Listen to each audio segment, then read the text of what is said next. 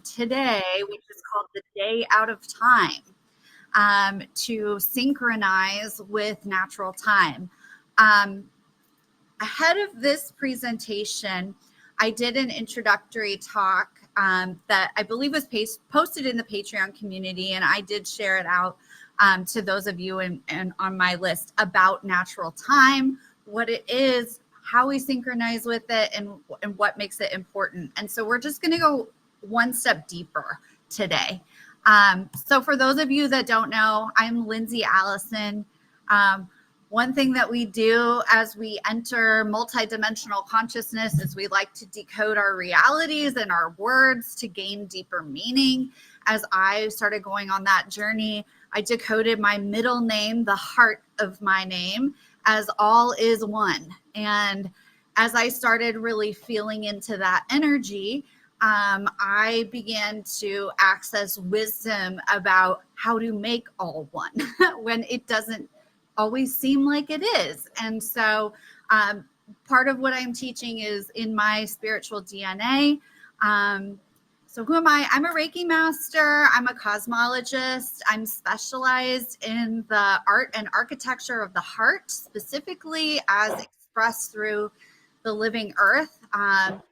Obviously very concerned with the universe, but more than that, I'm a Capricorn. I'm an earth sign. My ascendant is Taurus, which is also an earth sign. So I care about how does the universe express on earth? How do we make it practical, actionable, that kind of thing. So I'm also a photographer. I do Reiki. I work with bioenergetics to help people heal. I've healed many chronic conditions myself. And so I've studied ancient wisdom for about 12 years. I do some planetary healing with ancient, or what I would say pre-ancient technologies. And I'm a coaching guide for people to help plug this knowledge into their lives, their businesses, all of that. So what are we going to be talking about today? I'm going to give you an introduction to the Day Out of Time. What is today? Why is it so important? We also have with us Carly DeAnda, who is a wonderful astrologer that I have connected with on Swell, which is a social media audio app. It's like mini podcasting, and she specializes in the energy of the moon. And so I really wanted to bring her in because we are going to be talking about the 13 moon Mayan calendar today, but we're also going to be talking about marrying that with the 12 solar zodiac system that we use in Western astrology. And we'll talk about why that's so important. But she's really going to be giving us a little bit of introduction to the astrology for today, because it is so important. And then we're going to talk about how we can work with the solar zodiac to harmonize our personal system, and a practice we can do with that, along with beginning to synchronize with the Mayan 13-day or 13 moon calendar. And then at the end, there is an experience to kind of support you as you integrate some of these practices into your lifestyle. So we have a lot to cover. I'm going to try to move fairly quickly. I apologize if it sounds like a fire hose there, but please ask questions, come back, listen again, and join the experience at the end so that we can support you in integrating it. So what is natural time? I'm going to briefly recap what I spoke about in the last presentation and add a deeper level of understanding here for you. So the universe, really everything in existence has an equal and opposite polarity. So, we have the cosmos, we have the heavens, we have Earth. Those are a polarity. We have kind of like, life as it's seen here on Earth, and then we have the unseen of the cosmos. And so the universe, the cosmos itself, is really very mental in nature. It starts with thought, which creates feeling, and that kind of moves into shifting things from wave form to particle form, where it becomes matter. But it really all starts with the mind. It all starts with thought. And that's the nature of the universe. So when you change your mind, you change the world. And what most of us don't realize is that our minds are controlled by time, and the calendar is what controls our relationship with time. So if we really want to break free of limitations or misalignments that most of us experience as part of our accepted human reality, we need to change our relationship with time and with mathematics. And this is it's funny to me that I find myself talking about this because I hated math. I never got a passing grade. And yet now I realize math is at the core of everything. So we're going to be talking about a little bit of math today.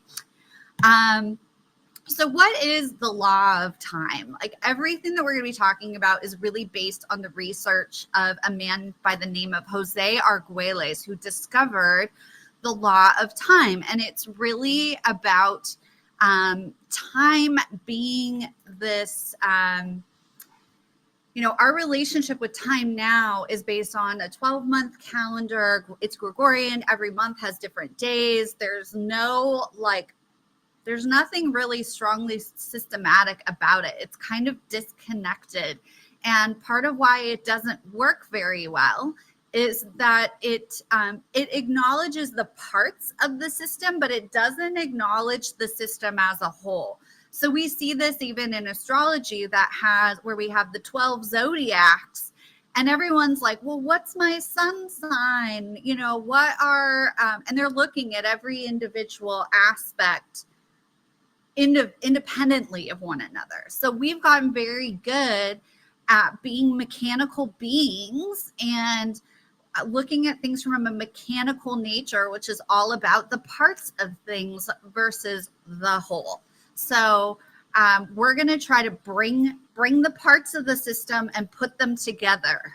This is like an act of reconnecting circuitry within our biological bodies. So, like I said, everything in existence, really what we're going to be talking about today is about this marriage of polarities, equal and opposite. So, just like we have, we talked about the cosmos being like, and the universe being mental, right? And so when we think about our relationship with the cosmos, for most of us, that comes through the 12 zodiac system, which has the 12 zodiac constellations. In our body, we have 12 sets of cranial nerves. We have 12 independent organ systems. If you were to put all those organ systems together, or put all those zodiac constellations together, it becomes one system, which is the 13. So the 13 is the union of all of the parts. And that is the math that nature and the earth is based on. And yet our modern industrial society does not operate from that mathematics. So when I think about the system of 12, and even our 12-month calendar, and it's all based on linear, right? It's like we move in a line. You think about like the assembly line, and actually people that study this shift into natural time, they even talk about it as being the shift from time is money, and time is productivity and output and delivery, to time is actually art, and specifically music. So when we look at what is the 12 zodiac system as a whole, it's actually a system of harmonics. There's a really fantastic astrologer by the name of Rick Levine, who's internationally known. He's based here in Washington. And he was the one that kind of helped me see this, is that, astrology is really a system of harmonics, but we don't tend to look at it or think about it that way. And so that's where when we start to look at the zodiac system holistically, it becomes a system of 13. How do we do that? How do we shift our relationship with the 12 zodiac astrology to make it match the math here on Earth? And the way that we do that is through the moon, because the moon is the very first celestial body between Earth and the rest of the universe. and it's rotating around us. It has magnetic pull, and it's creating a biorhythm. So it controls the tides. Our planet is approximately 70 to 90% water, depending on who you talk to. Our bodies are exactly the same, because as above, so below, as within, so without. So, you know, the moon has a tremendous impact on our bodily fluids, and we are not aligned with it at all. And it has its own math, its own rhythm. It is really connected to, so if we talk about the word earth, let's see if I even put it in here. I'll just skip ahead for a minute. If we talk about the word earth and the word heart, if you move the H off the end and put it at the beginning of the word, and we'll talk about the significance of that, the end and the beginning, later in this class, but heart and earth are really the same word, and every letter has a mathematical frequency, a numerical correspondence. So if we look at the word heart and we look at the word earth from a mathematical perspective, they have the exact same frequency, which means they have the exact same intelligence that governs them. So if we want to live from our hearts, but we don't know what the intelligence of our heart looks like because our society keeps us literally cut off from it, we're kind of like these heads, right, that plug into our screens, and we're disconnected from our hearts most of the time. You know, if we want to know how our heart works, we can look to the earth to figure out what is this hidden intelligence within me and how do I activate it. And because as above, so below, so if we begin to work with our environment, that also changes our inner vessel and how energy flows within us. So we can work with the earth to bring ourselves into coherence and to better understand how we work. So really what we're talking about here in terms of uniting the all of the universe, really simple. Like, let's not make it complicated here. It's light, it's sound, and it's a geometry that light and sound run on. Light and sound are energy. The geometry is like what's on earth that anchors the energy, is how I like to think of the relationship between universal energy and the earth. So really what we're talking about is, instead of living from one polarity or the other, bringing them together, uniting the sun and the moon. The moon contains the mathematics of the earth. The sun contains the mathematics of the cosmos. Let's bring them together. It's like a battery. You know, you have the positive end on one side and the negative end on the other. We tend to think of things in dualistic terms, like duality. These things are not separate, right? Or we tend to think of these things as being separate and polarized. And even in our country, we see this, right? So really what we don't understand and what we fail to understand is that those positive and negative polarities, when they come together, it's actually a power source. We become a battery when these things are united.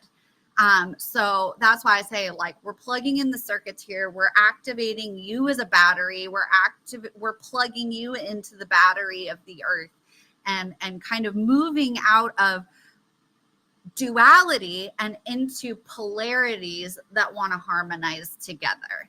And so that's what we're going to be doing today with the cosmology that we're going to be talking about. And so really, when we talk about uniting these polarities, what are we really doing? We're talking about bringing coherence to our minds and our hearts. So when we are first created, when masculine and feminine polarities come together in the womb, the very first thing that comes online is the heartbeat, the sound, right? That rhythmic pulse. And it is that electromagnetic pulse that tells the cells to go and make a brain and make all of the other organs. So if we look at that as the model of creation, then our brains are meant to be in service to our hearts and not the other way around. And that's why so many people in this world have this battle internally between their head and their heart. Like, why don't they agree? Well, because you're living only from up here and you don't know how to activate this, and you don't know how to bring them into coherence.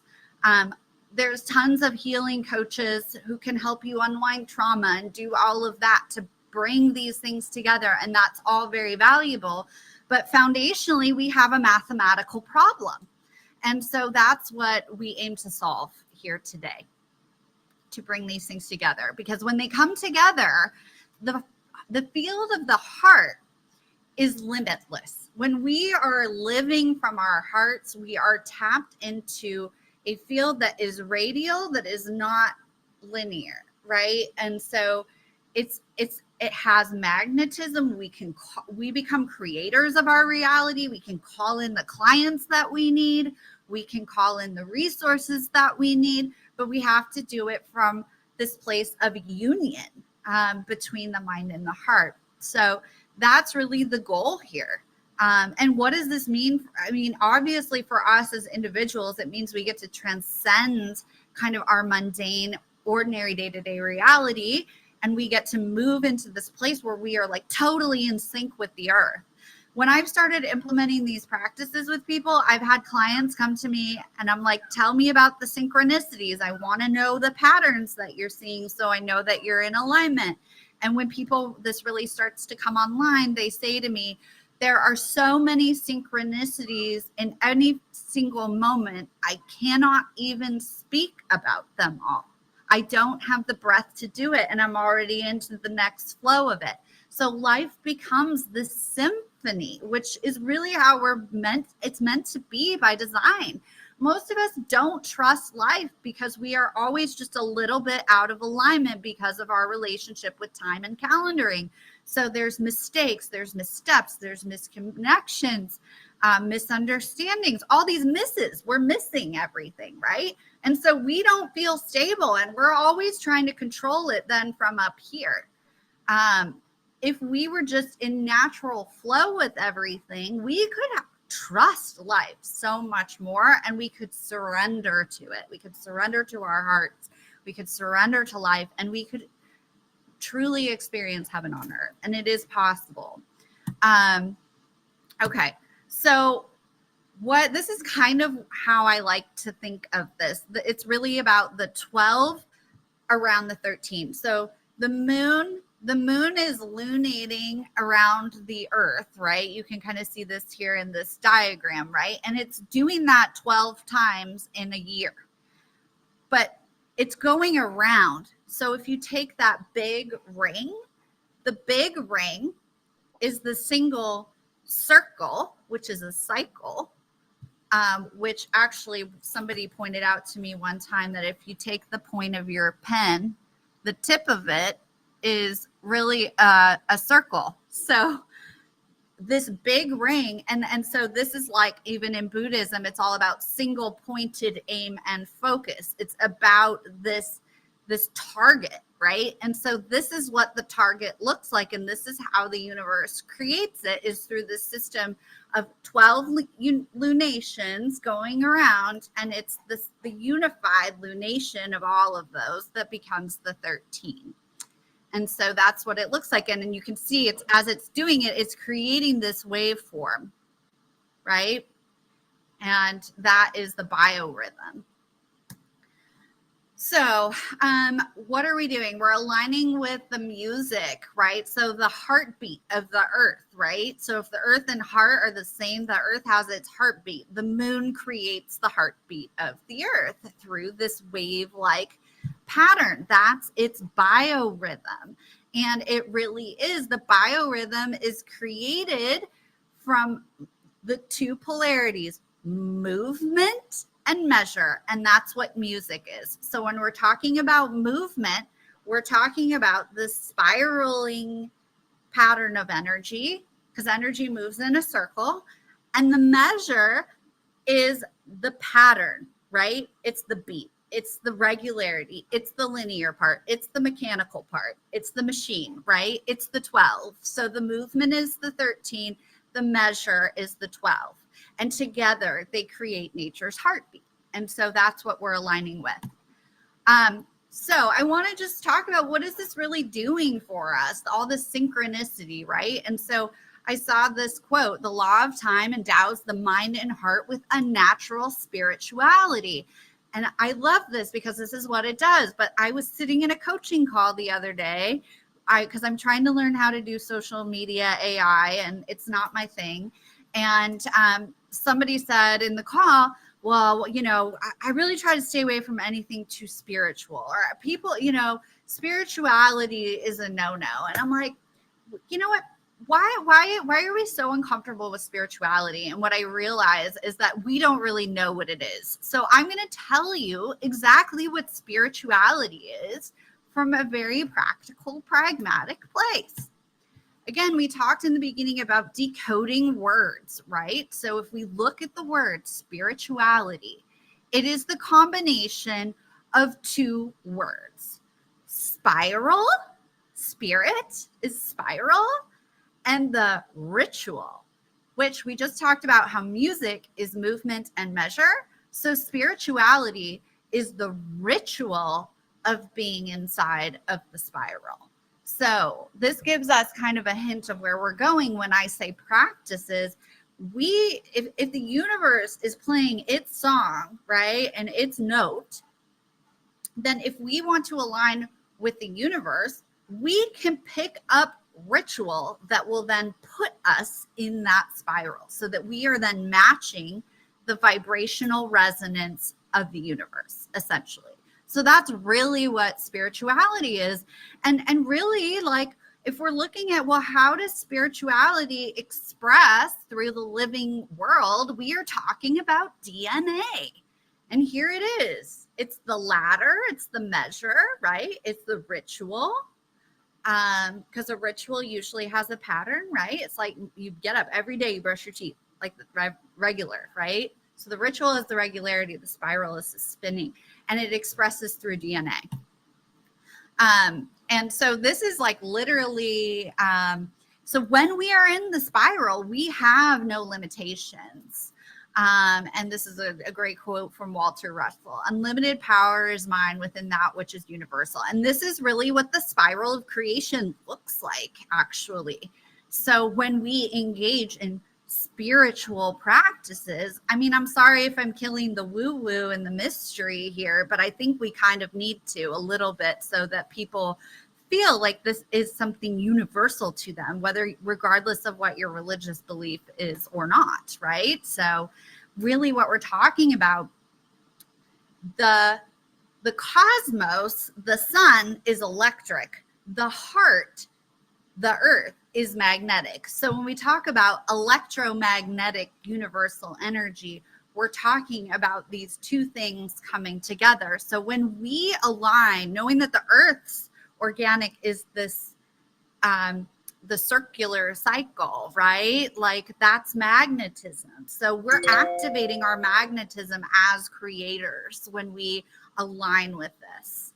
And so movement and measure together, it's music. And what defines music is a time signature. And the word signature is the time, is the sign of our nature.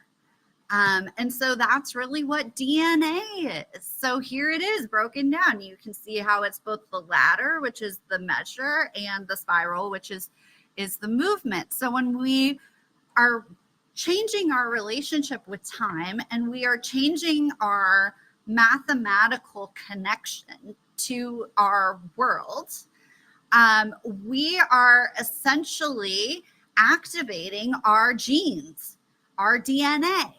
You hear people talk about junk DNA, and what is it? We don't know what it does. Well, we actually have the ability, by entering the ritual of being in the spiral, we activate our DNA into higher consciousness. And that's what allows us to live from the heart.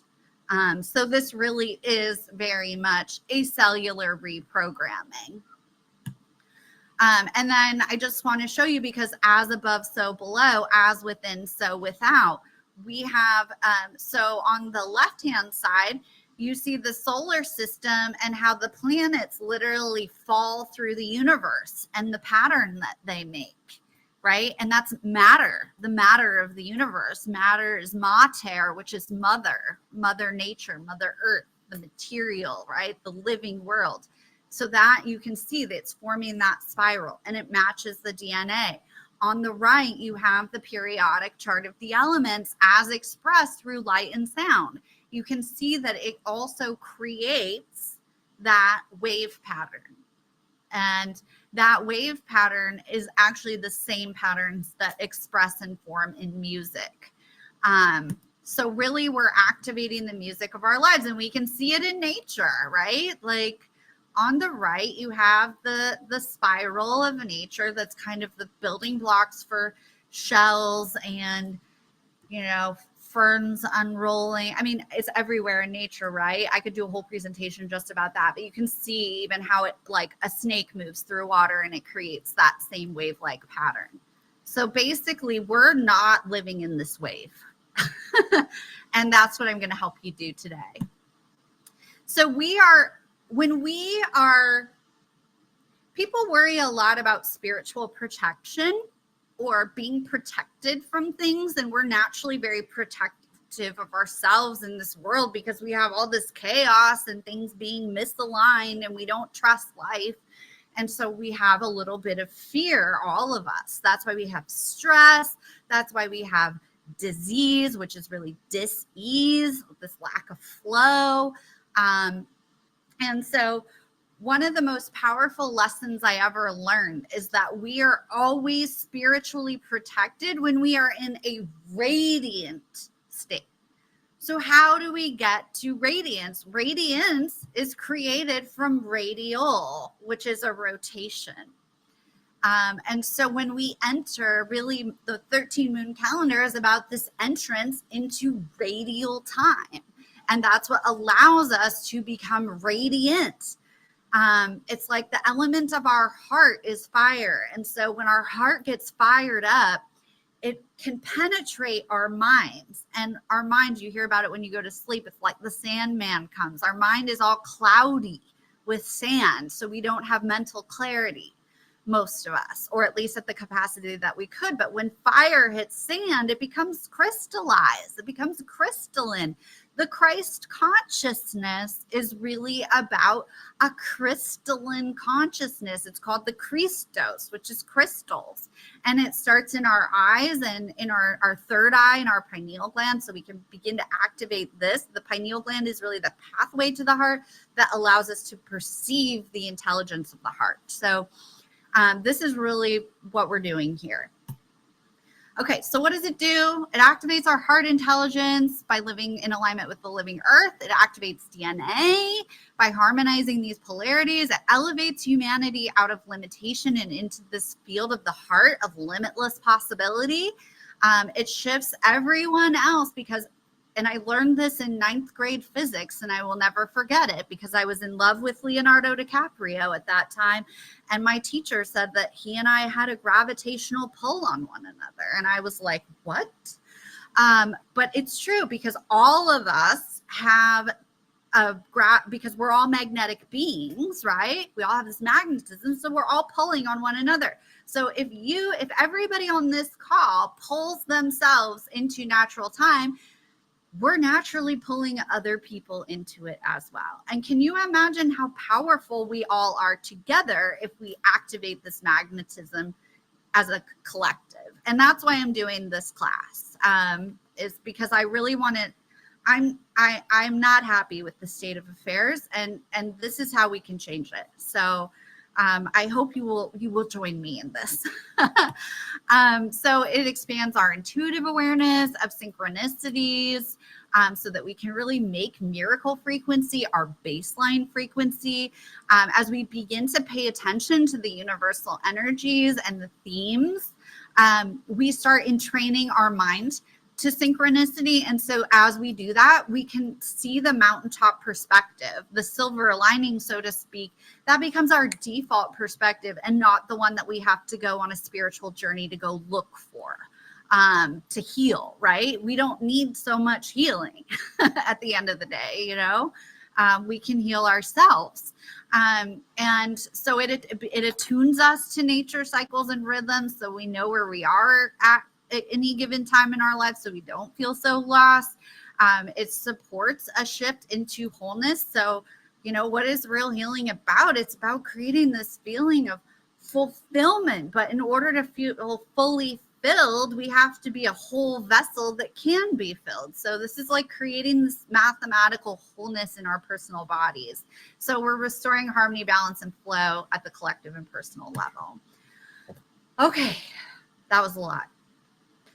We're going to shift gears a little bit because today is a very, very sacred day in the Mayan calendar. It is Mayan New Year's Eve today. The Mayan calendar ended yesterday. We just completed the white overtone wizard year, and I could talk so much about how I have personally experienced that energy, but I won't go into it because of time. But we are now in a new calendar year. This is a Mayan calendar put out by a company called, you can get it at 13moon.com. I do have the website on the end, and most of the content I'm going to be presenting today is from this calendar produced by Skytime. But we are now in the year of blue rhythmic storm starting tomorrow. But what is today? If the year ended yesterday and the new year doesn't start until tomorrow, what is today? So today is what I would describe, because everything is based on nature, right? And even the gestational period of a human being is reflected in the Mayan calendar and the 13 moon calendar. Today is really the day of no thing. It's the blank canvas.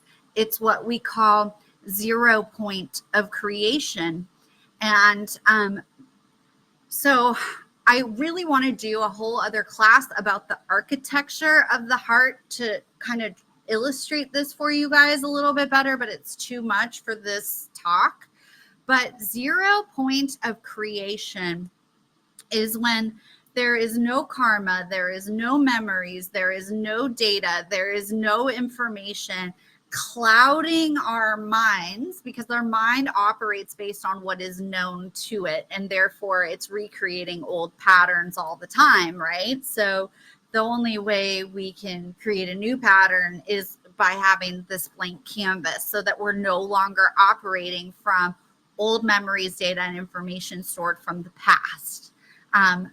So the way that we do that with the power of our hearts, and this is really what is, I could talk about the sacred geometry of the heart, which is this Taurus flower. I should have put a picture of it in here, but we can talk about it later. But at the very center of the heart is a point, like the tip of a pen. And at the heart of the heart is what we call 0 point, because in the geometry, all of the circles that make up the geometry of the heart, where they all join and unite, and where they are both, where the beginning and the end of the circle is at the point. It's at the center point. And so that's what today is from the galactic perspective. We are at the center point. We are at the heart of the heart. And the energy of the heart, what makes it a blank canvas is really that fire that burns away memories, data, and information. And in the ancient Hawaiian healing practice, which is called Ho'oponopono, it's the 4 phrases that represent the 4 channels of the heart. I love you. I'm sorry. Please forgive me. Thank you.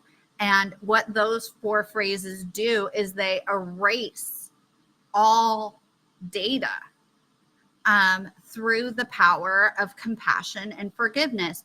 Another culturally relevant explanation, we're in the year of the dragon in Chinese astrology. In the Chinese culture, the goddess Kuan Yin of compassion and forgiveness, she rides a fire-breathing dragon.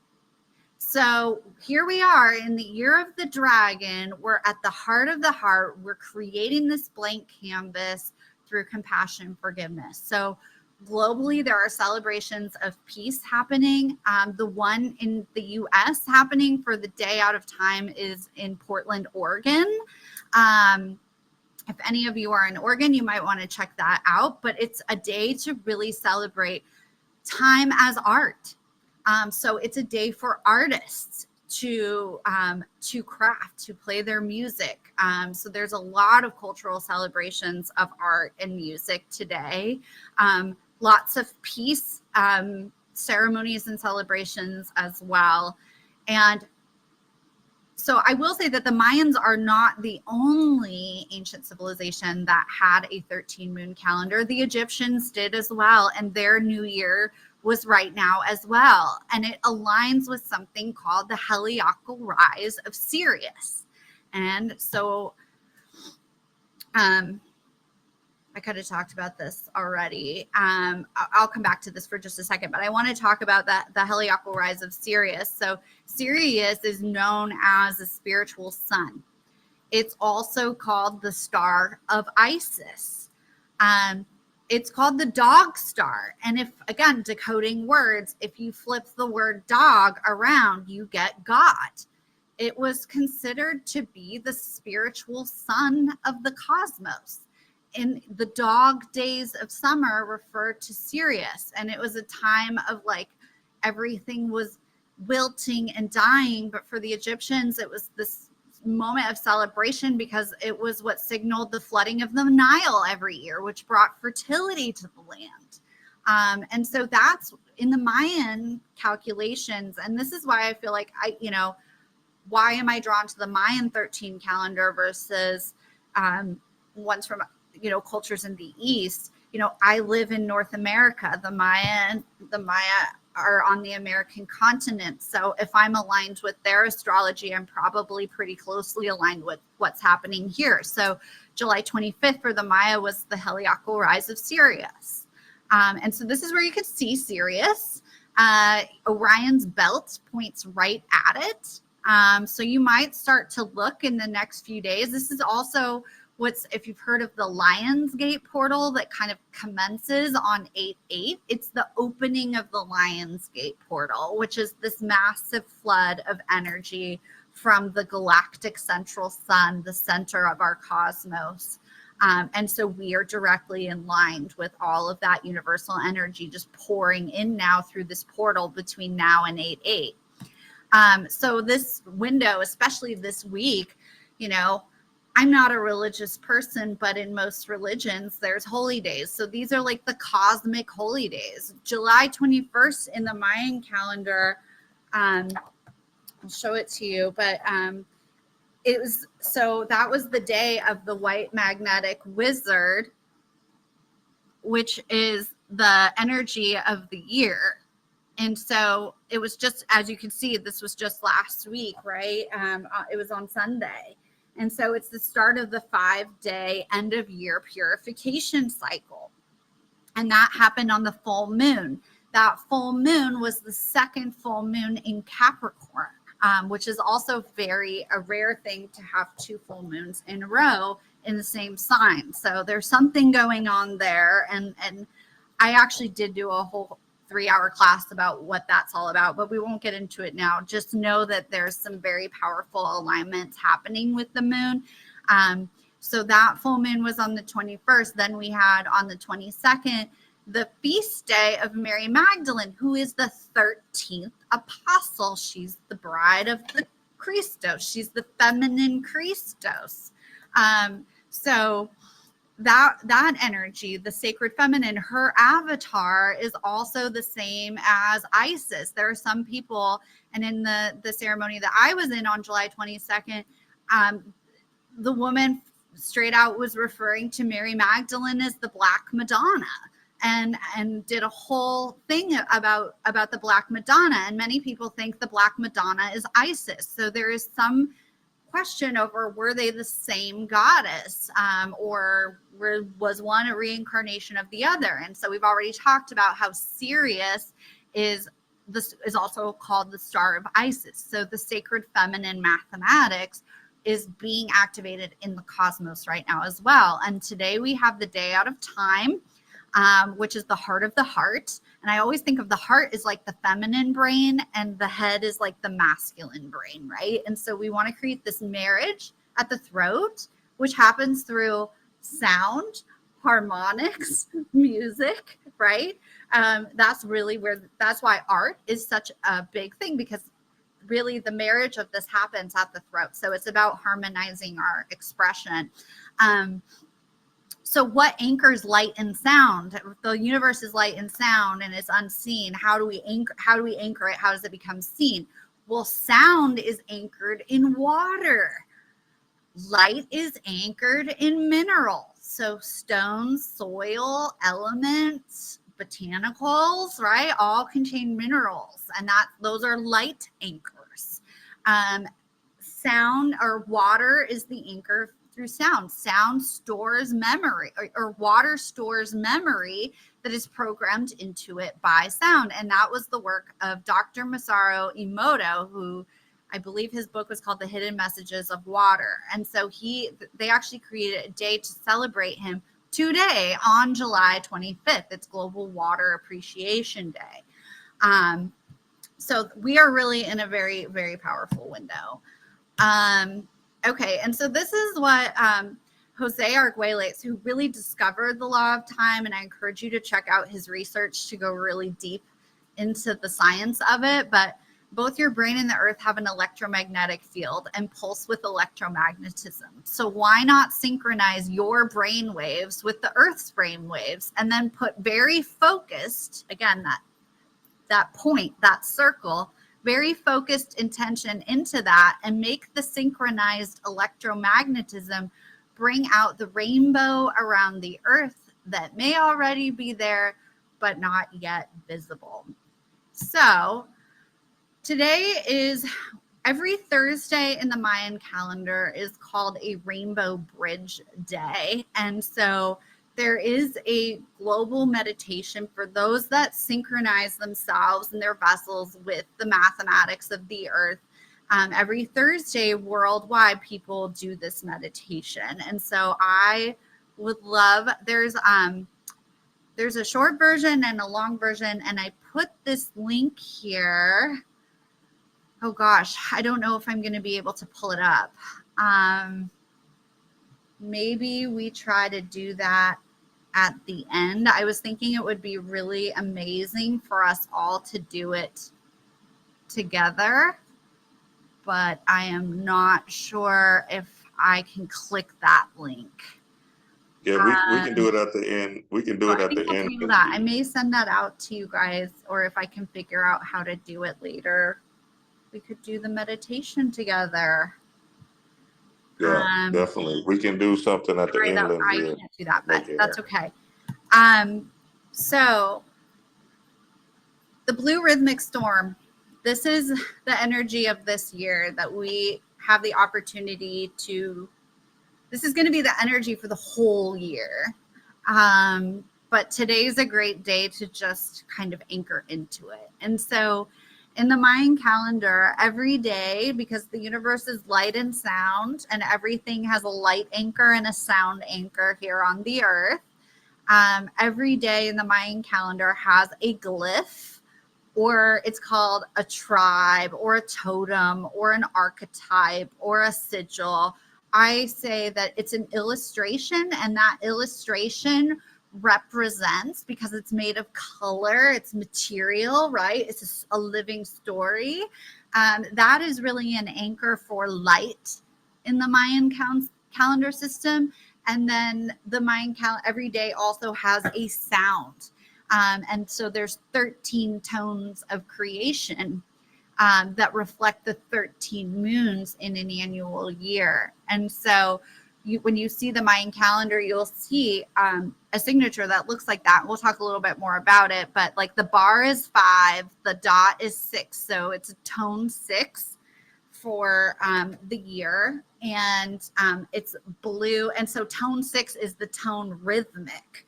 So You know, we've been talking about biorhythm, how perfect that the entire energy for the year is around finding our rhythm. And so each tone and each light anchor also has 3 code words that that kind of activate the energy and kind of activate the synchronicities around it. And so the energy for the tone 6 rhythmic is organize, balance, equality. It's everything that we're talking about in this presentation. So I'm just going to briefly read a little bit about tone 6. Music is behind life and rules life. From music springs all life. The whole creation exists in rhythm and in a general phase. It may be said that there is one common source of human disease, and that is disorder in rhythm. And that's from Hazrat Inayat Khan. All life on earth, including the rhythms of our body, are influenced by the rhythms of ever-changing combinations of celestial movements. Daytime, for example, offers high energy of the sun for outward exertion and communication. Nighttime, conversely, welcomes the deepening of intuition, supporting expansive internal processes. By noticing the fluctuations of nature, we can receive the support of its cycles to enhance our endeavors. As we give attention to our personal rhythms, we can actualize deeper levels of organic balance, both physically and emotionally. A sense of balance can be achieved by accepting that life is a process, an ongoing motion requiring dynamic organization and reorganization, a sacred juggling act. When we organize the elements of our life, we invite efficiency and functionality into our reality. Organization assists us to streamline and coordinate, producing greater ease and equilibrium. May we respect the various aspects of maintenance as the foundation which supports the art of our life. Through the eyes of equality, all moments equally contribute to the sacred balance of our lives. We are reminded that this too shall pass and this too shall return. May we see all beings in the light of equality, finding innovative ways to enact ever greater balance within the web of life. And so that is the tone 6 rhythmic for the whole year. And since I'm not doing the meditation, I'm going to quickly read to you the energy of blue storm as well, again, because I want us to be synchronized. And the way we synchronize is just by knowing what these energies are. It's just opening this up every day and reading what is the tone for the day, what is the glyph for the day, what is the affirmation that goes with that, because this affirmation is energetically crafted based on these energies coming together. So the energy of blue storm, it catalyzes self-generation energy. And the quote for this is, "We must become the change we seek in the world," by Mahatma Gandhi. All of existence is shaped from energy, information. The many configurations of energy that constitute the myriad forms of life carry with them distinct vibrations. Each subtle resonance contributes to the overall energetic equation. We can discover how our intentions affect the vibration of the energy we output into the field. Therefore, by examining the unique energetic signatures carried by our thoughts, words, actions, and experiences, we can refine how we wield our energy, learning to conduct power and potential of our inner forces most effectively. A catalyst initiates or accelerates a process or event without being affected or consumed in the process. As catalytic agents, we have the ability to induce responses and reactions, to stimulate change and transformation. Our personal energy always plays into the mix. We affect the chemistry of every situation we are in. If we can be the eye of the storm, the center point of stillness, we gain the power to alter the environment without being carried away by the storm. Blue Storm, ambassador of self-generation, inspires us to activate our inner resources that we may call upon our inner source to generate the transformation we seek to catalyze. As awakened thunder beings, we have unlimited capacity to be of influence, be it through our vigor, charisma, or stillness. Blue Storm declares, circulate energy, usher in renewal and reconfiguration. Thunderous outbreaks can be positively purifying. Unleash intensity while remaining anchored to the center of stillness around which dances chaos. Silence is all pervasive. It exists in a droplet of water, the petal of a flower, a bolt of lightning, and the roar of thunder. So that is the energy that we are entering into, whether we know it or not.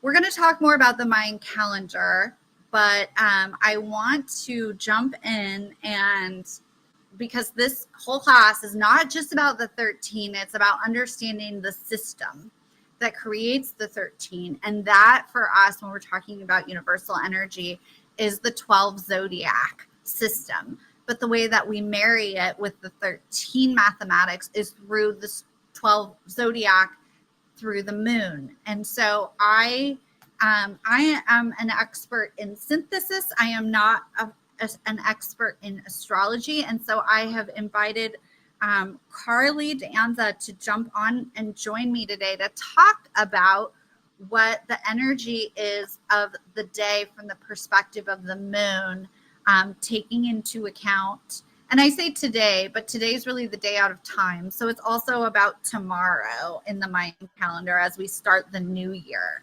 And so she's going to kind of give us a perspective on this energy that that takes into account both the 12th and the 13th system. Carly, are you available to jump on? Can we? I am. I guess we can't show Carly, huh? Can you guys hear me? I can't hear her. We can hear you, Carly, and we can see you. You can't hear her, Okay. Lindsay? I am not able to hear you, Carly.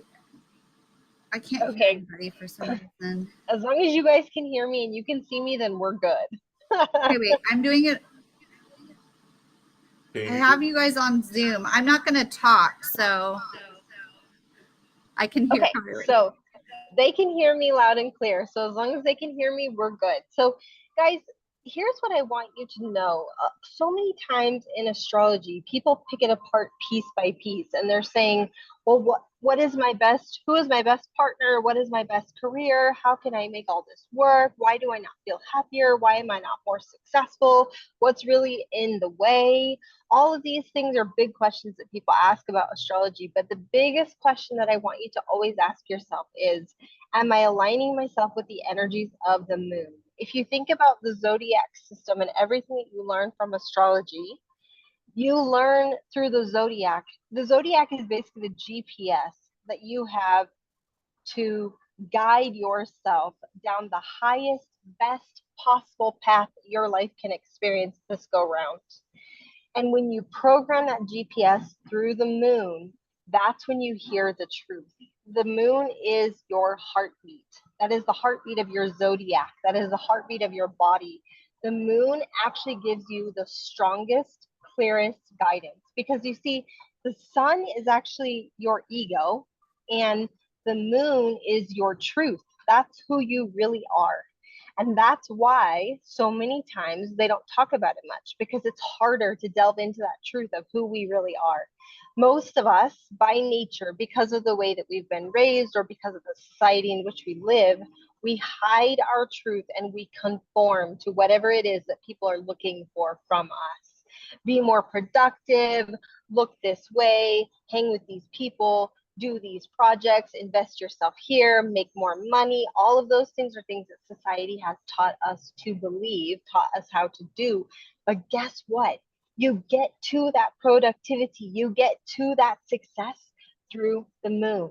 because that is your heartbeat. It is where all of your energy actually comes from. It's like turning on all the light bulbs. So you have a choice. You can operate at half speed, which is through your ego. That's your sun sign, doing what everyone else tells you to do, what your family says, your friends say, your culture says, politics say, whatever it is.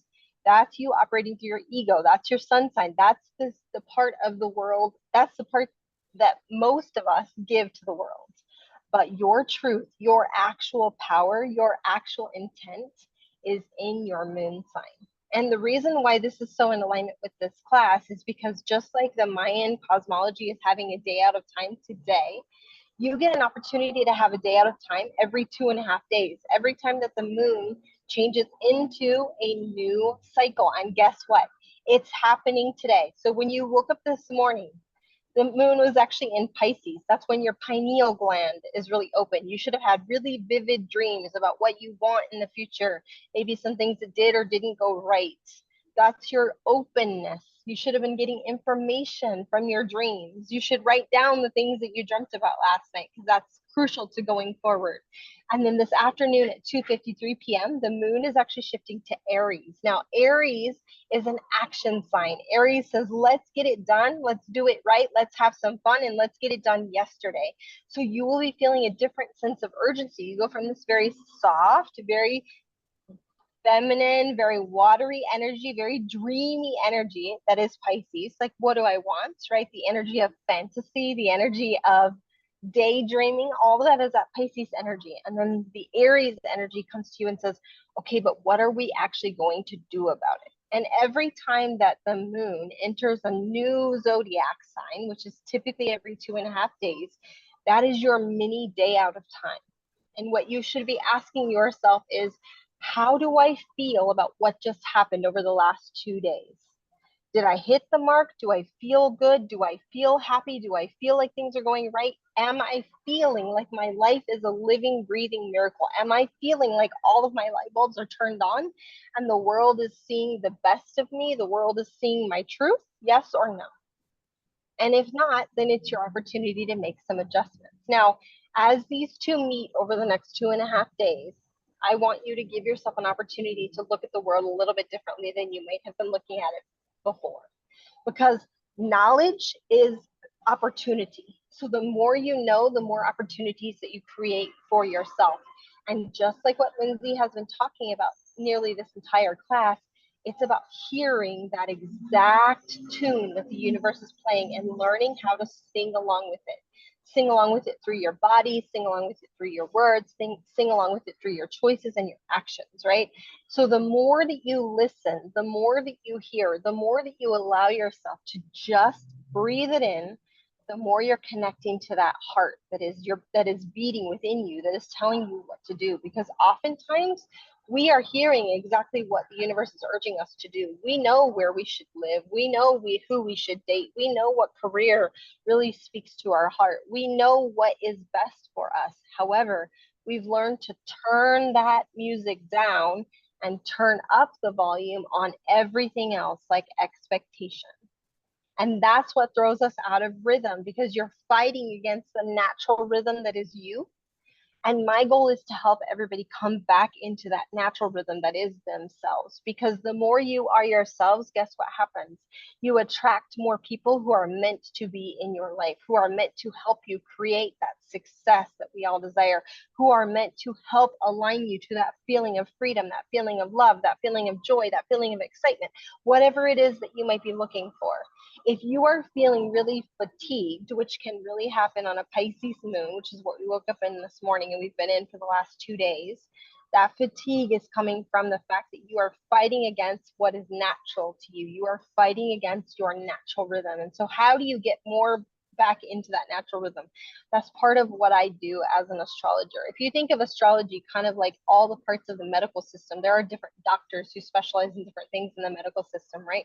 So my specialty, if you would think about it this way, easy way to put it is like a cardiologist, because I am focused on the moon. Yes, I absolutely can read and dissect an astrological chart for anyone, and that's part of what I do as well.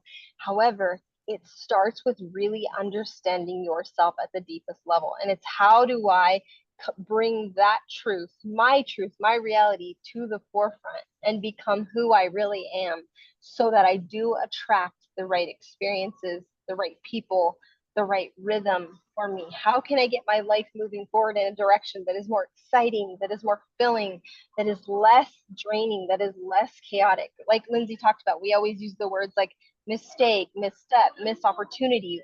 What we're looking for is, I want to move all of the misses out of the way, and I want to hit the target, hit the target, hit the target, hit the target, hit the target over and over and over again.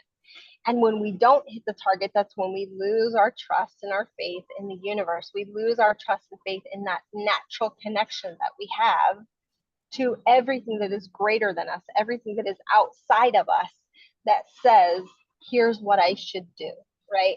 We lose that connection to that all-knowing, that all-powerful, that almighty, if you will, that tells us, hey, you are unique. You are your own fingerprint. You are your own footprint, and you are here to do your own thing and do it your own way. Now, if you've been born under the sign of Aquarius, your natural nature is to do things your own way. You understand the goal, but you want to be able to get there in your own way. So as far as creating this wholeness between the 12 zodiac alignment, the 12 zodiac system, and what Lindsay is bringing in here, which is the 13 with all of the Mayan calendar, y'all, it's not a competition. These systems are not competing against each other.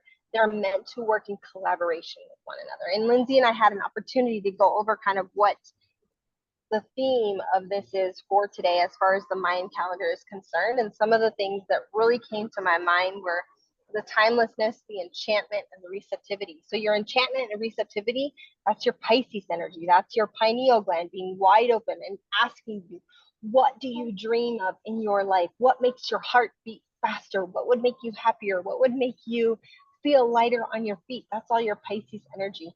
And then you have the action-oriented piece of Aries, which is where we're entering this afternoon.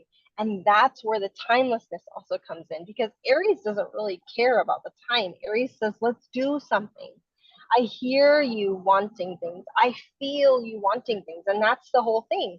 I think that so oftentimes we see ourselves as separate from the universe. We see ourselves as separate from creation, but we are that creation. And the more that we expand that within ourselves, the more it expands into our daily lives.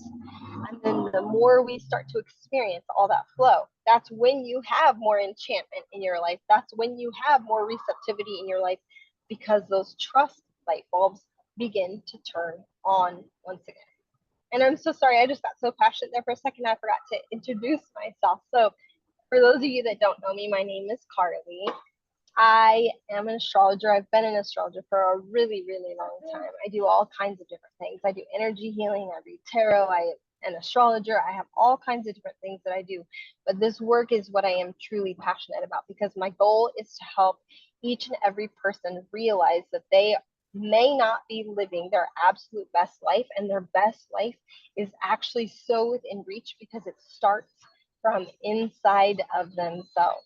You don't get your best life from outside of you. You get your best life from being in tune with yourself, being in tune with these energies. And so when I do my podcast episodes, these little mini podcast episodes that I post on Swell every 2.5 days, I break down where the moon is at in relation to the sun sign. So like basically, here's what the world is saying to you, but here's what your inner self should be saying to you.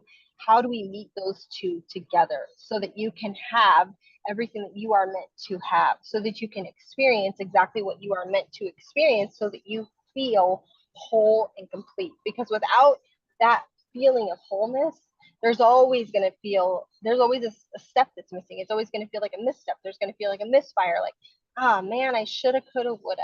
And this is an energy where you can feel very much like shoulda, coulda, woulda when the moon is in Aries, because Aries, although it is an action-oriented sign, when it's in its moon phase, we can sometimes feel hesitant to pull the trigger. Like, ooh, I've been planning, I've been waiting, I'm prepared, I know I'm ready, but should I do it? Or should I wait a little longer? Is there a little bit more information that I need? What do I need in order to have more? We want more proof. We're always looking for proof. Show me proof that it's going to work out. Show me proof that I'm going to win. Show me proof that I'm going to come out on top, right? And the proof is actually inside you. You have to start there yourself. You have to turn those light bulbs on and say to yourself, this is my time. This is my time to succeed. This is my time to win. This is my time to breathe. Whatever it is that you're focused on. And it's not always productivity, right? Because just like nature has seasons, we have seasons within our day, we have seasons within our week, seasons within our month, and seasons within our life. And these lunations are basically mini seasons that you go through over and over and over again, because the universe is saying, did you learn the lesson? Have you learned how to marry that softness of that Pisces energy, all those dreams and aspirations and all those affirmations that you say to yourself every day in the mirror, with the action oriented piece of, my heart says this is where I should go. Even if that means your heart is telling you today is the day to take the day off, get in your car, go on a road trip, and spend some time sitting outside by a tree so you can understand your own rhythm. Sometimes the action is simply just slowing down, breathing, and saying, I need to hear myself think. I need to feel myself breathing. I need to feel the life that is within me. And the more you get in line with these moon cycles in your life, the more alive you feel. You will feel more excited. You will feel more capable. You will feel like there is so many doors of opportunity opening to you, and you have zero hesitation to run through them. It's like, yes, thank you for finally unlocking the door. I've been waiting for this to happen, and I'm ready to run. So my goal is to help everybody every couple of days by showing them what the energy should feel like, and also what it looks like, and how do you get yourself into the best possible position, not only for you, but for everyone around you. So I talk about how it affects your home life. I talk about how it affects your personal life. Those are the things that I focus on, because those day-to-day interactions build up to this big energy like we have here with the day out of time, right? When Lindsay was talking, she was talking about your mind-heart coherence. I call it mind-heart cohesion. But the only way to create that cohesion, sweet souls, is to turn on your heart. But most times people don't know how to turn on their heart because everyone around them is so shut off. And sometimes you have to be the renegade that says, I'm going to be the one that does it differently, not only for myself, but for everyone around me, so that we can all start being in this rhythm. Because once you start to do the dance, guess what? Everyone around you can't help but do the dance as well, because they see you and they say, I want to feel like that. I want to be happy like that. I want to succeed like that. You make it look easy. You make it look effortless.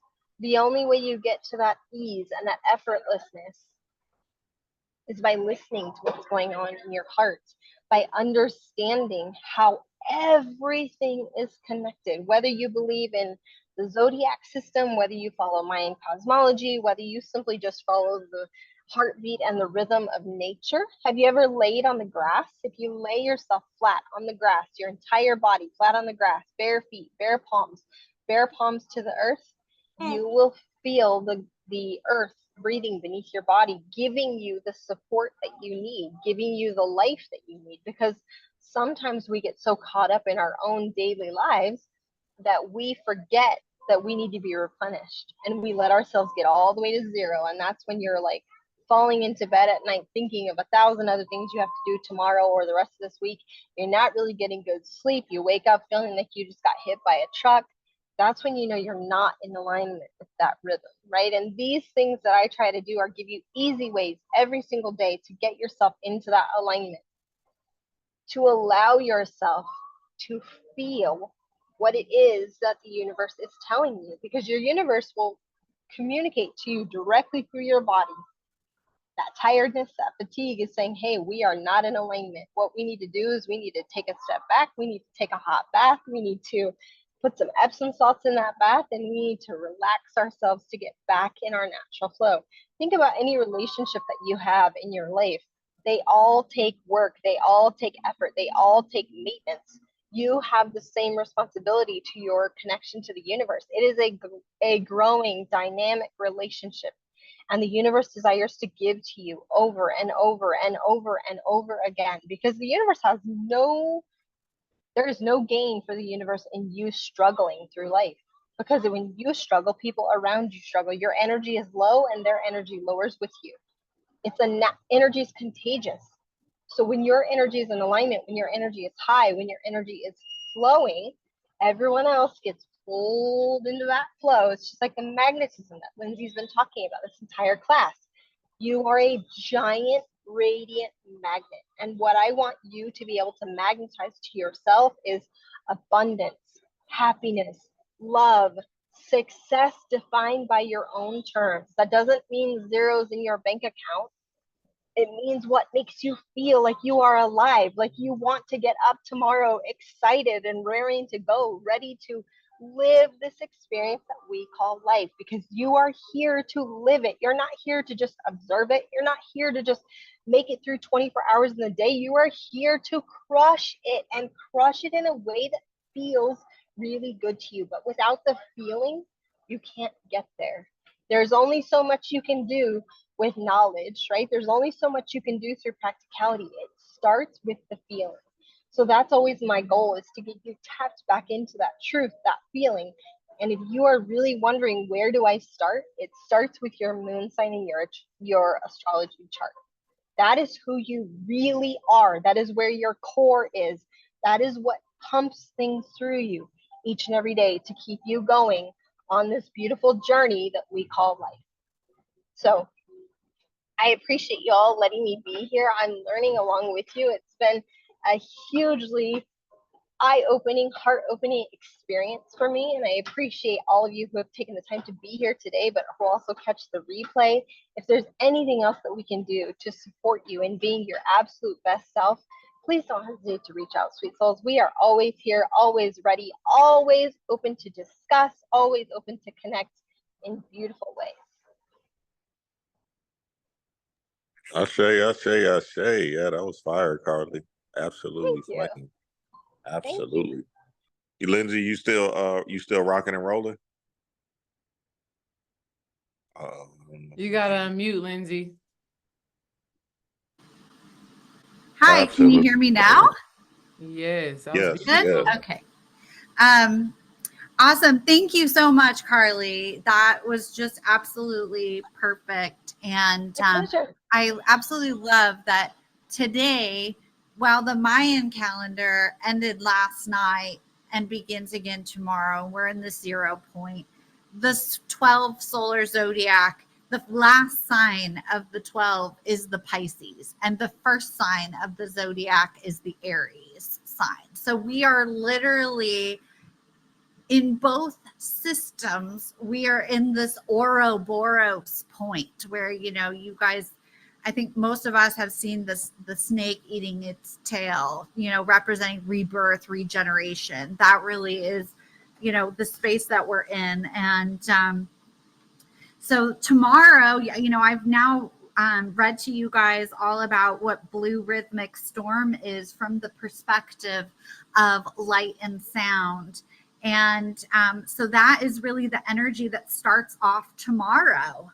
So you guys are now, you've basically done your Mayan calendar synchronization for tomorrow. And that's really what the daily practice is. It's like as simple as opening up your calendar, putting your eyes on that glyph and that number, reading the code words, and maybe writing them down, or writing down any ideas that may be related to them that you want to kind of just have in your consciousness for that day. Or maybe you're just going about your day, and while you're driving to work or whatever, you're thinking about those 6 code words, because each light anchor and each sound anchor has 3 energy anchors. So, you could just, it takes 5-10 minutes to just read the calendar for the day. And what the light and sound of the universe is putting in your life that day. And then the other practice that I do is I go on to Swell, because Carly does do her zodiac lunar forecast every time the moon changes signs. And I align with what is the 12 zodiac telling me about the moon? What sign is it in? And here is the next step.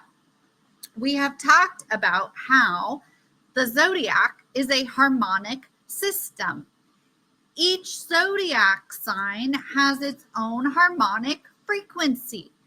Guess what you can do? You're 90% water. You can throw that tone on and you can align your vessel with that pulsation of the moon in that sign. So you can, like today, I woke up, first thing I did, there is a product that I'm going to be offering as part of my 28-day lunar harmonizing experience. If you buy that experience, you get the sound frequencies produced by Slangaya Sound Medicine. It's designed by a woman named Ani Williams, and she is an expert in ancient Hermetic sound science and ancient Egyptian, like she has studied it across all cultures, and she's really an expert in the electromagnetic energy of the grid. And so she has done all of the research, and she's a musician and a harpist and a medical astrologer. And she has helped map every chakra to the zodiac, what the frequency is, what bodily systems is it impacting. So you can play, you can literally, and her system, you can get these frequencies, and she has a mantra, so you can actually tone the frequency. You can just listen to it in the car, which is what I like to do, because water carries electromagnetic energy and it's in the air. And I'm an Aquarius, and my Mars and my Venus, my masculine, my feminine, my 12, my 13 are both in Aquarius. So for me, I like to put the windows down and blast the harmonic zodiac for the day while I drive around, because I want to program the entire environment, not just me. That's part of how I do planetary healing, to be totally honest. And so you guys can do that, or you can just play it for yourself, put it on headphones. You can tone. Toning really reinforces that circuitry connection. And so every single day I am checking where is the moon, and I am playing the exact frequency that correlates. It's a 15-minute track that is basically harp music, whale song, and mantra. So it's a really beautiful system. So that is my personal practice, is I go and I listen to Carly, and she speaks for like 5 minutes every 2.5 days. And I listen to that. And then I listen to the harmonic zodiac, and I read the calendar, and it takes me all of 15-20 minutes every single morning, and I am totally plugged in. So that's pretty cool. I think I want everyone to know that they can do this, and it doesn't require necessarily all of the intense spiritual journey that we do. I like to think of this as like the easy button to enlightenment. If there is such a thing. And it doesn't mean that we don't need other types of healing, but what it does mean is that it will put us into alignment with the solutions that we require for our specific issues. It allows us to magnetize the perfect person to help us with the specific thing. It makes sure that we're not out there seeking and like reading all this stuff online about what do I need, how do I choose. It comes straight to you, and it will be in alignment, and there will be synchronicities around it. So it makes things a lot easier when you are properly tuned, the vessel of your personal instrument. And this is how I do it.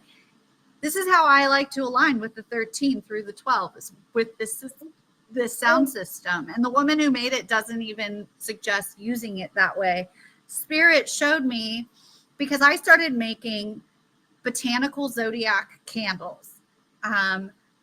And the candles have the minerals that anchor the light of the zodiac. And so I made them, and I was like, okay, what's the pattern for how I burn them? That was my big question. Do I just, for Leo season, do I pull out a Leo candle and burn Leo every day until the season ends? And is that how I work with the zodiac? No, what I was shown is that I want to work with the zodiac, but I want to burn the candle. I do, Dream, I see your chat. I do actually, I like to burn 2 candles because I'm an overachiever. Like I'll burn one for the sun, I'll burn one for Leo, and then I'll change my moon one every day. But that's a little bit overkill and it requires a lot of candles. The only reason why I do that is because I make my own. But so as part of this this 28-day experience, you have the option. Everybody gets, for $79, everybody gets the harmonic zodiac. And there's also an option for me to send you a full set of zodiac candles so that while you're playing your track for 15 minutes a day, that's anchoring the light in the water of you, but you're also activating the light through the burning of the minerals and botanicals that correlate with that energy. So you're really plugging in from the perspective of light and sound with the candle and the harmonics. Other ways to do it are to work with stones if you're a crystal person that correspond to the zodiac. So you could, pick a stone for Aries. Aries is about fire and the spark of creation, right? It's literally when the masculine and the feminine come together in the womb and to make a baby. That's the spark of creation that creates the very first heartbeat of a new life, right? That's the energy we're just moving into now in the day. And so you could pick a stone that correlates with that. You could hold it in your hand, hold it to your heart while you listen to the frequencies that correspond. And so, yeah, that's basically what I was saying. You can also eat the foods associated on that day with the position of the moon. And so I think, the other thing to say is, like, even though I burn 2 candles for both sun and moon, just by the 12 zodiac system was designed based on the sun, primarily the intelligence of the sun energy. So just by burning the candle for the solar zodiac, but in the pattern of the moon, I'm already creating that marriage. I don't really need to light another one. I could, right? I could just, because it's limitless, right? As above, so below, as within, so without. Everything's a microcosm and a macrocosm, and it expands to infinity, right? But at a minimum, all you have to do is work with the moon through the zodiac system of the sun that governs our calendar year, right? So that's how I do it. And so this 28-day experience is really going to be about that. But I want to get into just a little bit more detail because this is the Mayan day out of time. This is a class about the 13 moon calendar. I want to talk about this a little bit more. Okay, so here's what I think is super cool about the Mayan system is that every single one of the tones of creation and the archetype glyphs, they correlate to a joint in the human body, which I think is so amazing because this is about joining heaven to earth.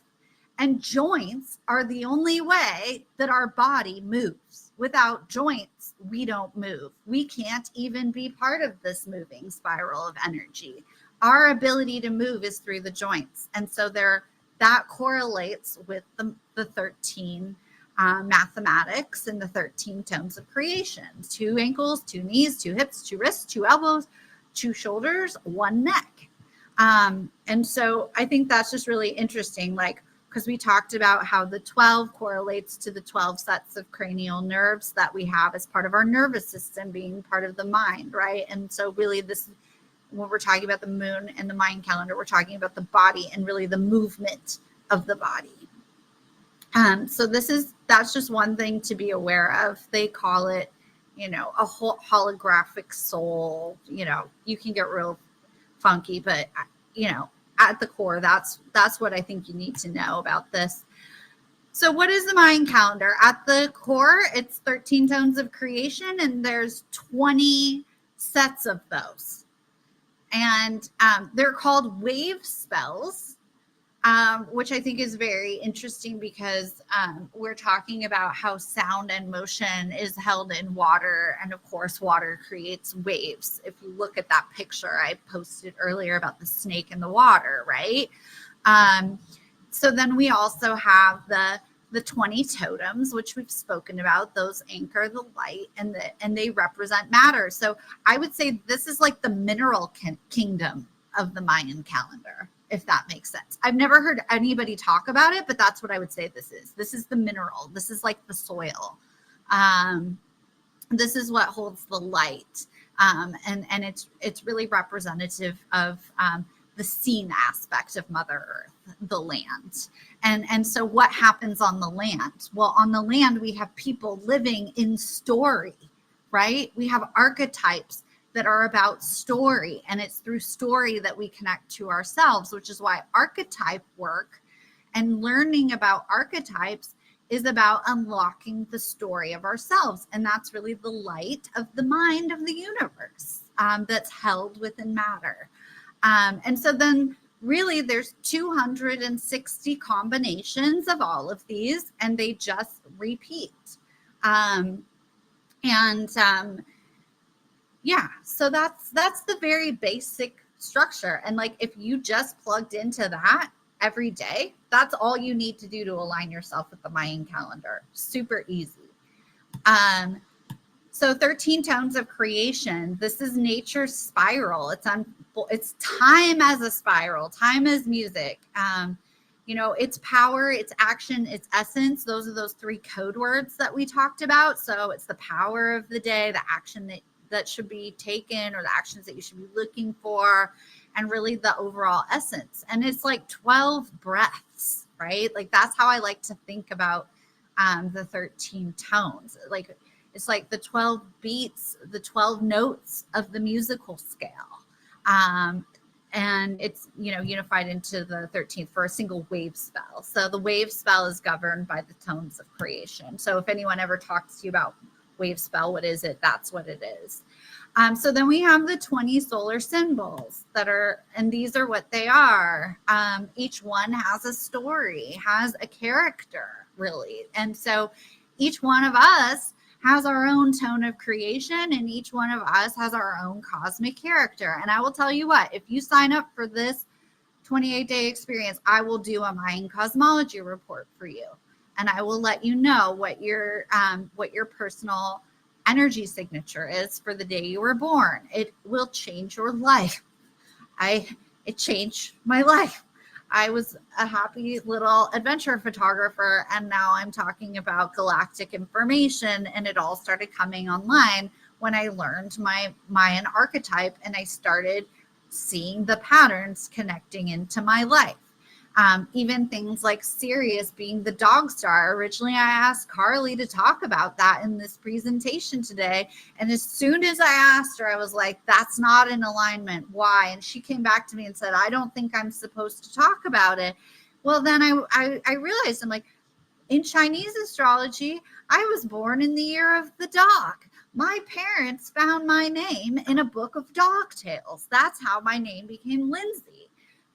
So, it's like, these are the things that kind of illuminate like the spiritual essence of our DNA. And that's really what knowing our personal cosmology does. So, and that's, again, that's reflected primarily through the glyph, but also through the tones. And it is like, when you put your eye, and that's why it's like, when you synchronize with the Mayan calendar, taking that information, the symbol, the color, the design into your consciousness through your eyes, it triggers memory in us that activates our DNA. And so the way that these work, they actually tell a cohesive story of creation as you begin to study them more in depth. And rather than having to go deep, I originally thought about going into each one of these for this presentation, but I realized it's too much. And the best way to really do it is just because these things repeat, right? Just start plugging in one day at a time, one step at a time. The way we access the heart is through the present moment. The way we access the present moment of our heart is through our senses, right? And so just starting to bring these glyphs into our sensory awareness every day is going to unlock more. And it's going to happen in a way that The information will be embodied for you versus me like fire hosing you with it. So really we talk about,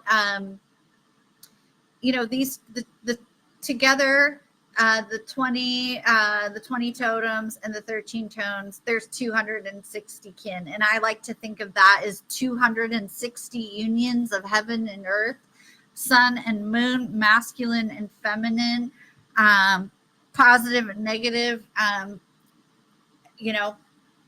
all together. So that's what it is. This is what when you open up like this sky time calendar, this is what each day looks like. It's going to tell you the Gregorian date up top. It's going to tell you what the tone is. So magnetic tone is tone 1.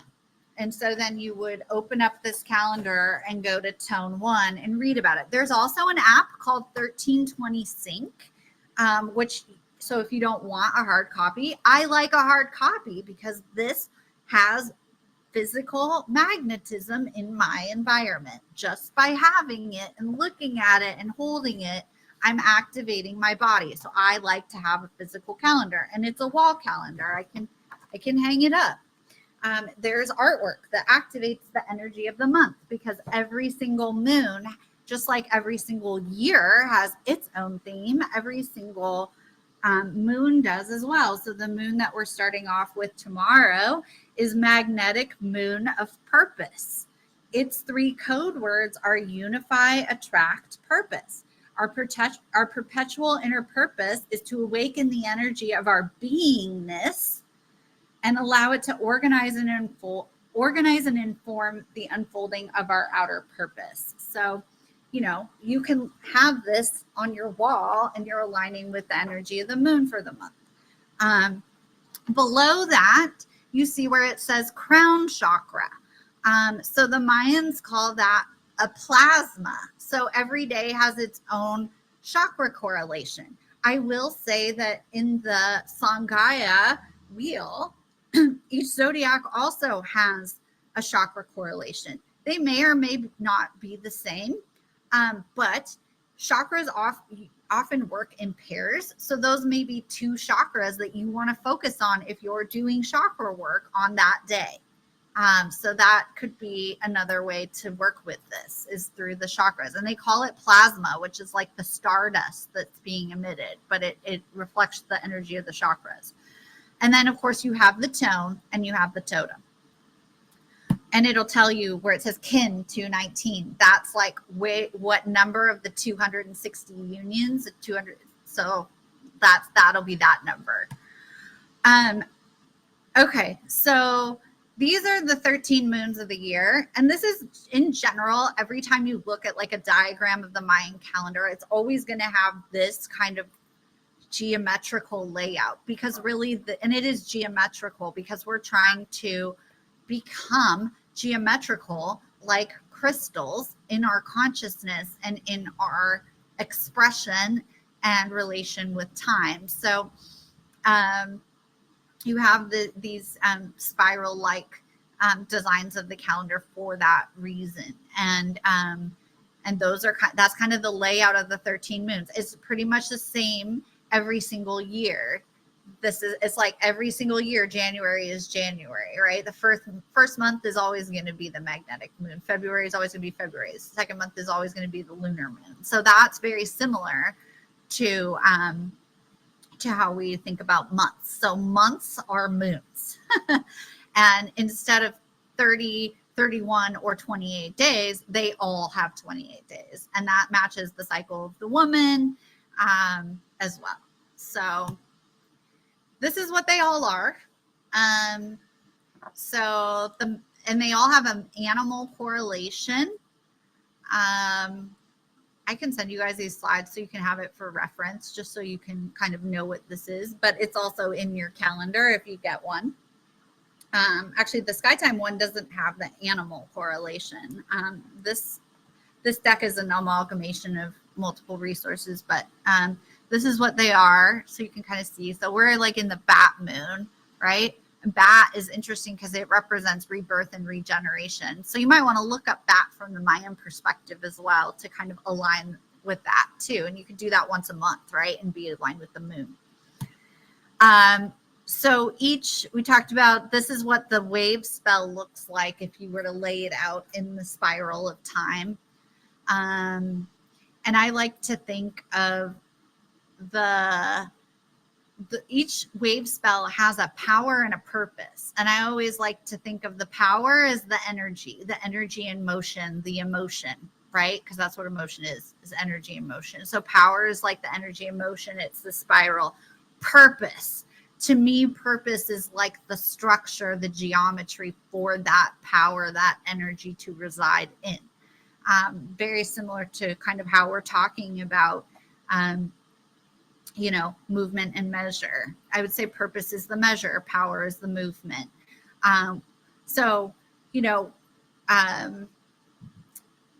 Yeah, I think that's pretty self-explanatory. And I already explained bars and dots. So that's kind of how the layout looks like. That's what a wave spell is. We also have something called castles of time. And I just want to say, like, it gets more detailed, right? Like, you don't have to know all of this to be in sync. You can just do tones and totems. But if you really are somebody that wants to become an expert in this, and really be in crazy alignment, and you have the time and the energy and the determination, you can start to align with these other aspects. So these are the groupings of the wave spells by color, right? So color being light. So wave spells are sound, so we can group them by light, and then they become a castle of time. And each castle of time has its own energy as well, and direction, and color, and theme. So that's just kind of, I won't go too deep into that. We have seasons, just as we do in others, and that's the glyph for Mayan seasons. And so that each one is 65 days. And again, they have a color. So you can, it's also marked on your calendar if you were to get this one, like, wait, I'm trying to. So you can see this one for Tuesday, April 23rd. There's a red marker right next to that totem that marks a new season for the red Eastern serpent of instinct. So that's a day where your instincts are going to be heightened, and they will be for 65 days, where you're going to want to be working with your instincts and paying attention to them. And serpent energy as well, which is like the Kundalini, right? It's the serpent energy, like the ley lines of the earth are called dragon lines, right? So the dragons are what kind of carry the light and sound along these meridians of energy through the earth. So I won't get into that. That's another class.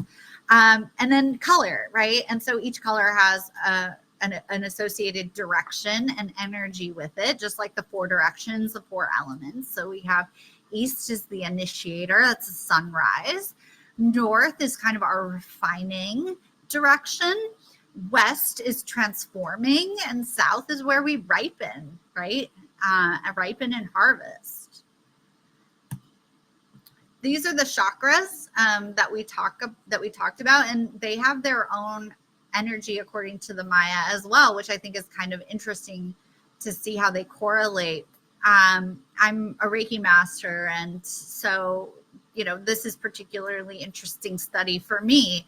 The crown, we've been talking about the target, right? There it is, the Dali right there, and even the glyph for it. Then you have the root chakra, which is our connection to earth, and it has the energy of flowing and water, and the earth is 90% water. How cool is that? How often do we think about our root chakra being connected to water? Not very often. Gamma, the third eye, is about, pacifying, right? And we've talked about how pacifying is like this fire of forgiveness and compassion energy coming up through our heart and purifying our mind. And it really happens through the third eye and the eye, because the eyes are the real crystal balls, right? So that's how that's working. Then you have Kali, the sacral, which is about establishing. That's like the womb of creation, right? That's where the life is nurtured and established in the beginning. Throat, releasing, expression. Solar plexus, also purifying energy. Heart is the discharge too, because the heart can both create and destroy. We can burn away thoughts with our heart by surrendering our thinking to our heart. And I always say, like, what is this all really trying to get us to do? It's trying to get us to feel with our minds and think with our hearts. Like, that is the proper way that we're supposed to be oriented. And even when I speak that, I can feel myself shift. So I say that to myself a lot because that's how we're really supposed to be working.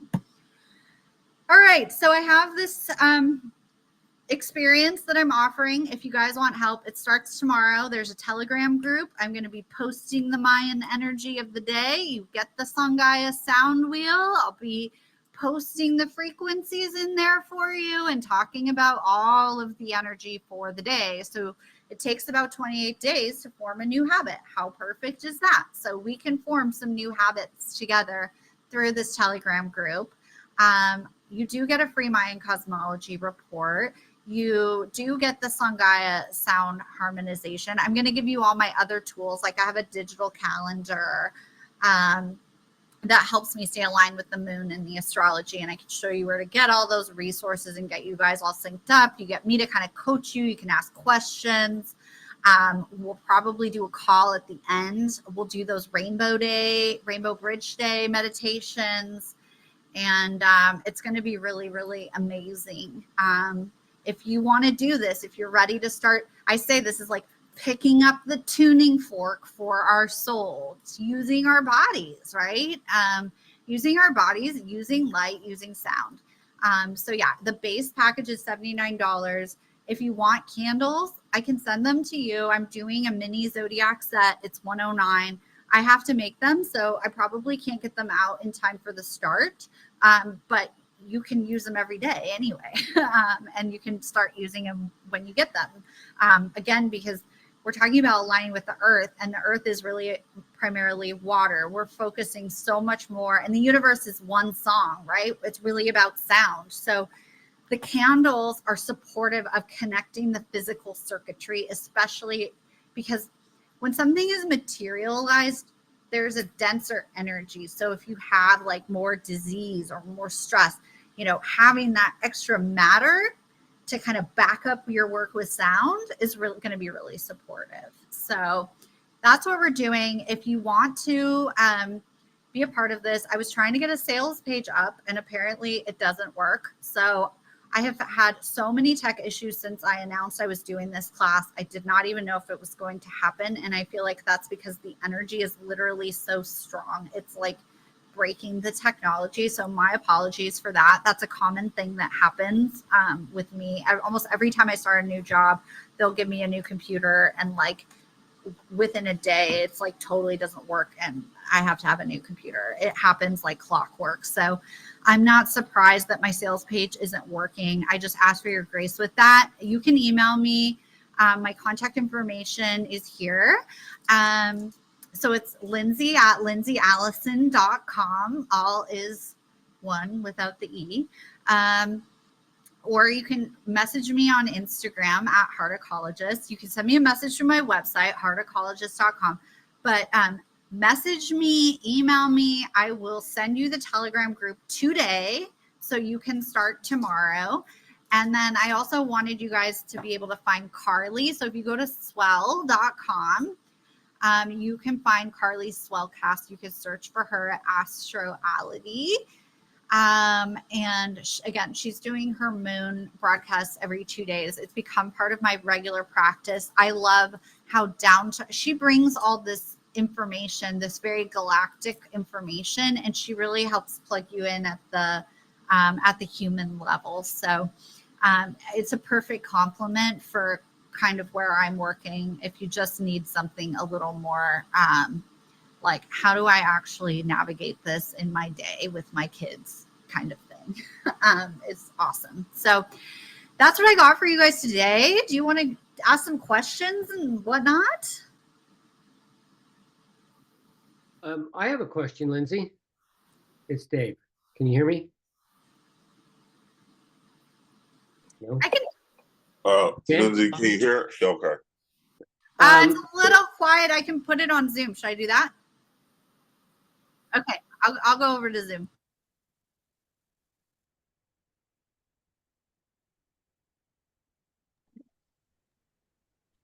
Okay, hi. Can you hear me now? I can hear you now. Okay. So my question had to do with the first of all, thank you very much. Totally awesome. Really absorbed a small percentage of the fire hose, but the specific question I have had to do with the harmonic component. And when talking about the harmonic wheel and looking at the key structure, musical key structure in relation to the zodiac sign, when you were talking about playing on a daily basis, are you referring to your specific zodiac sign, that key, or the zodiac's the phase that the moon is in? Yeah, so that's a great question. So it is the phase that the moon is in. So I'm just going to flip back to that slide really fast just to clarify. So like today, the moon is in Aries. So I'm going to play, oh, I must have gone past it, sorry. I'm going to play the frequency for Aries today and tomorrow. And then it's 2.5 days. So you can decide on that third day, do you play both? Do you play one? Do you play the other? Whichever you want. But like Dave, you're a musician. So like Yes. You can pick up, you could start playing C notes today and tomorrow, right? And then, Right. when the moon, and then when the moon switches into Taurus, a lot of C sharp. For people that don't play their own music, I do have the full set of the 12, so you can just pick that frequency for that day. I will say that like I'm a Capricorn, so when the full moon was happening in Capricorn, I was going really heavy on my Capricorn frequency. And same when the moon is in Aquarius, because my Mars and my Venus are both in Aquarius. I want to really align with my Aquarian energy because it's kind of plugged into this marriage of the sun and the moon. So that might be a little bit of an outlier kind of thing, where, when the sun's in Aquarius, I would play those frequencies. So you can use your intuition, but there's different ways to do it. But I will definitely say my standard practice is every day, whatever the moon's in, that's the tone I'm playing.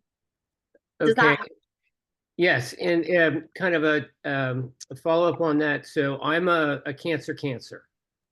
So would that, by this indication, would my natural key be D sharp, or is that? For your sun sign, yes, absolutely. So I would say that's like the outward expression of your personality. So, and this is where it is helpful to work with an astrologer because, so I'll give you a great example. So my sun sign is in Capricorn, and I have to look at my chart again, but it's like my sun and I think it's my moon. They come together and they form this thing called a yod, which in astrology is called like a finger of God. It's like a bow and arrow. Think about that target. And it points for me at my north node of destiny, which is Cancer. So I actually had my voice analyzed to see where my frequencies are strong or weak. And when I had that voice analyzed, my weakest frequencies were the sign of Cancer, the sign of where my destiny is. So guess what I have been doing really hard every day since I found this out? Toning for Cancer, regardless of what the moon is doing. I like tone for Cancer really strong, but I still play the frequencies of the moon the way I would normally. But I just want that extra boost for my destiny. So that's where, having a consult with an astrologer to find out, where you're going according to your chart, you can start to use these frequencies to propel you there. So, the answer to your question is it's a little bit complicated. It might be worth it for you to talk to an astrologer at some point. Also, Annie Williams, who designed the system, she does voice analysis, and she looks at your chart in terms of medical astrology too. So if you have any medical issues, she can help you figure out what frequencies are weak that are going to address those issues as well. So I did a consult with her. She's honestly retired. She's in the process of retiring because she now has a sound school that is all about learning how to do vocal analysis, learning how to match that with medical astrology and all of that to like unlock your destiny. So there's definitely a ton more you can do with this sound wheel if you know your chart. But regardless of whether you know your chart, you can still achieve this transcendent state just by aligning with the moon. So, but I would say use your intuition if you feel that, hey, I need to boost my outward personality, or I need more of these traits of Cancer to be activated within me, more of the receptivity, for example, versus the action and going and doing, that's always my hard thing because I'm a Capricorn and a Taurus. I'm like, climbing the mountain and get out of my way. And I have a lot of masculine energy, but my destiny is in the most feminine side of the whole thing. So I have to really work on, okay, maybe you don't need to go chase this thing. You could just call it in and sit back and allow yourself to be in receptivity. So it's also about like knowing kind of what energies you need to tap into. And that's where, if you studied the 12 zodiac system, it can kind of help you because these are all archetypes, just like the Mayan calendar. So if you can kind of understand the energy of the archetype, then you can begin to say, I want to align more with this Aquarian energy. I want to align more with XYZ. And I need this for this particular task or this particular goal. But that gets really in the weeds and complicated. And I'm not an astrologer. So, but Carly or, others could help you with that as well. So Thanks. Yeah.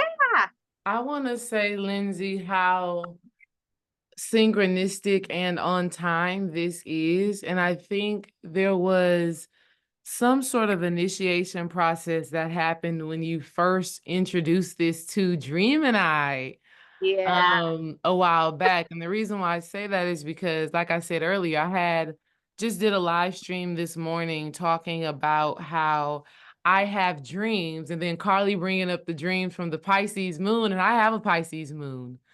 But I have dreams of war and of fighting and things like that. That's kind of a recurring dream. And when I think about the fact that my Mars is in Cancer, Mars being the fighter, the warrior, and it being, so to speak, debilitated in that Cancer sign because we got Cancer as the nurturer, the lover. We're not fighting here. So I just think that even hearing these things that you've been saying really sparks something and starts to shift us in alignment with making these divine connections that make the difference in our lives. Yeah, 100%. And I want to just tell you about something you can do with these dreams about war. You're not alone, right? Like I had some precognition around, it was crazy. I've never had this whole precognition thing is new for me. Like, I mean, I probably have had it, but I wasn't aware of it. But now I'm like, whoa, I have it all the time. And it's come from doing this work, right? And so, what do you do when you're tapped into possibilities that you don't want? So you wake up in the morning, you've had this dream. Here's the deal. You want to feel with your mind and think with your heart. You want to get this clear. The way to do this, surrender it to the heart. Like, okay, we're in the year of the wood dragon, right? The dragon is like breathing the fire, right? And what feeds the fire? Wood. So I like to think of like, I'm taking all the thoughts or the memories or the data or the precognition that I don't want in my mind, because if I keep it in my mind, it has magnetism. I'm Mhm. supporting that outcome. And that isn't what I want. It may be what's happening, but I don't want it. I don't have to participate in the co-creative process with that. Right.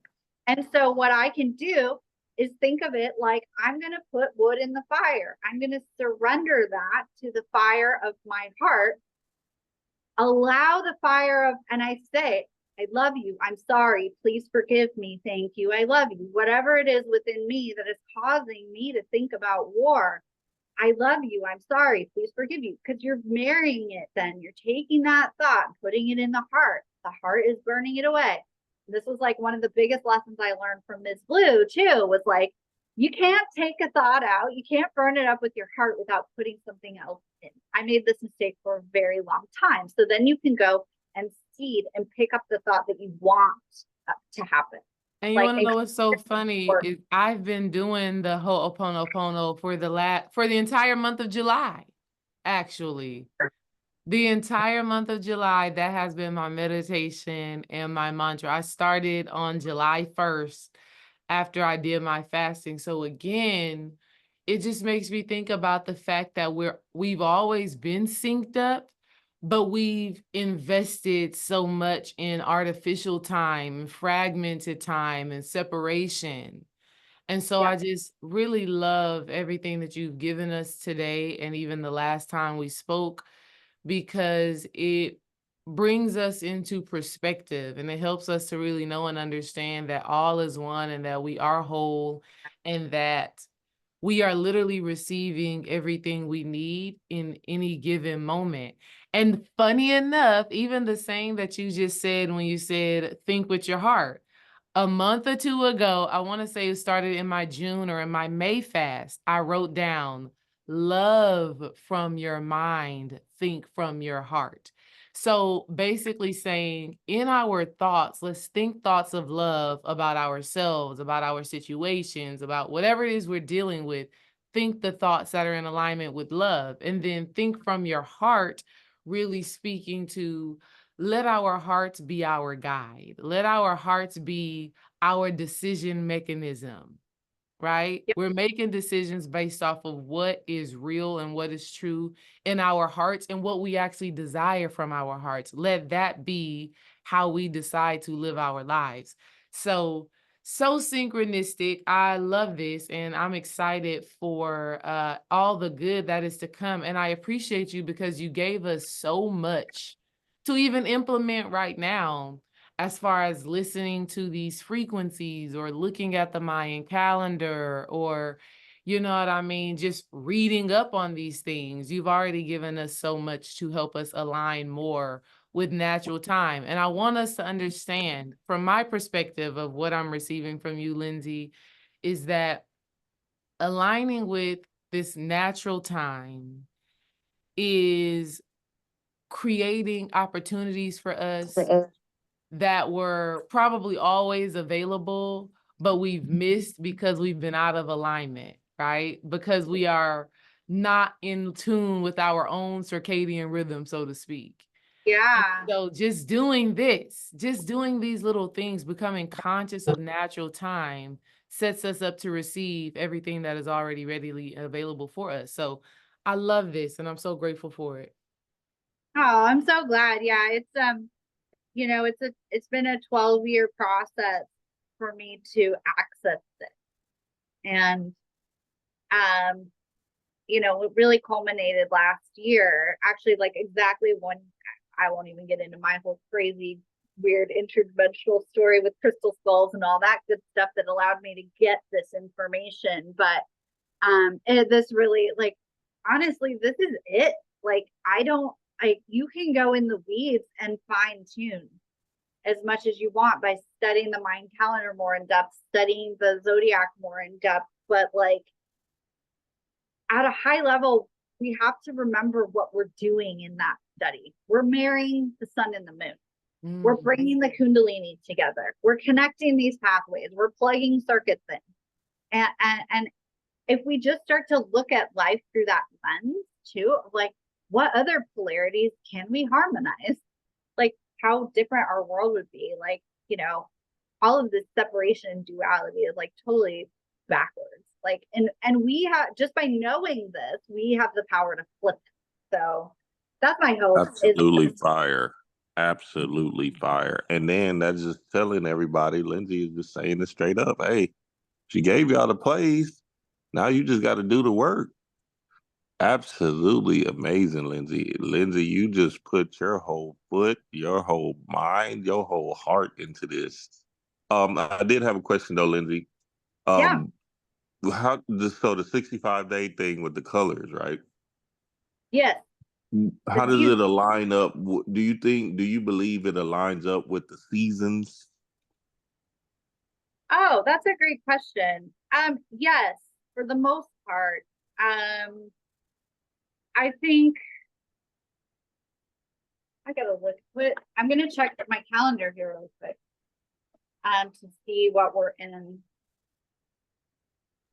right now. Just really quick, while she's looking at her calendar, I just wanted to talk about something that Desire was talking about that's really important for y'all to know, especially during a Pisces moon. And Desire, especially since you have a Pisces moon, when you dream about that war, especially during a Pisces moon, just like you did, here's what the universe is trying to tell you on a personal level. There is a deeper part of you that is a warrior that is coming from inside your heart that is yearning to be expressed in your everyday life. So one thing that you can do every single day to help yourself on that journey is you can write down on a nightstand journal, write down, I wish to be seen to be winning this war. And as you do, more experiences will come to light for you during your dream state and in the early morning state before your feet hit the floor. The universe will start to show you what part of you are fighting against, because basically what's happening every time you have that dream, it means you've uncovered another level of yourself, and more of you is yearning to be expressed through that amazing heart of yours. If you have a Pisces moon, you are literally built to lead from your heart. You have an ability that other people do not actually have. They can't access that depth of emotion, that depth of feeling. And every time you dream about that war, it's telling you that something in your outside world is competing against that energy of your heart that is trying to express itself. So you can just write it over and over. I wish to see myself winning this war. Show me what I need, the tools that I need to win the war. And you'll start getting other downloads and other insights. You might find that you want to start a new career. You might find you want to start a new side hustle. You might find a new routine of self-care that is going to help you keep unraveling that heart. So it's actually a really good sign, because it's basically you cutting the cords to the things that are chaining your heart and keeping you out of that harmonic state. So the more you do it, the more you write that down, the more the universe knows you are open to receive the answers. But you just want to make sure that you say, I just want to see the answers. Show me what the path is to the answer, because they can show you the war over and over and over again. The piece they're not giving you that you have to specifically ask for is, how do I overcome it? Yeah. And as soon as you do that every single day, write it down and then write down any little pieces that you get, then it'll start putting itself together for you. I appreciate that. Thank you. Thank you. I say, yeah, Carly, that's flames too. Yeah, I'm gonna have to talk to y'all after this, because oh boy, y'all dropping some gems for real. Oh my God. Beautiful. Wow. That Yeah. resonates deeply. Amazing. I've followed a lot of astrology. I've never, like, I was so excited when I joined Swell, and like Carly was one of the first people I started following, talking about the moon energy. I'm like, yes, like this is what I've needed. So I'm really grateful for her wisdom as well. And Dream, just to go back to your question about the season. So here's what I will tell you is that the next season change is happening on Saturday, October 31st. And we are going into Blue Western Eagle, season of vision. And what this means for us now is that we are in the White Northern Dog, season of the heart. So I thought it did too. Yeah, right. So in Chinese medicine, the summer is the season of the heart. So I would say, yes, it correlates. We have dog season. We're talking about Sirius. right? Sirius being the spiritual sun, the star of Isis, the sacred feminine being the ruler of the heart. It absolutely correlates. So I hope that helps.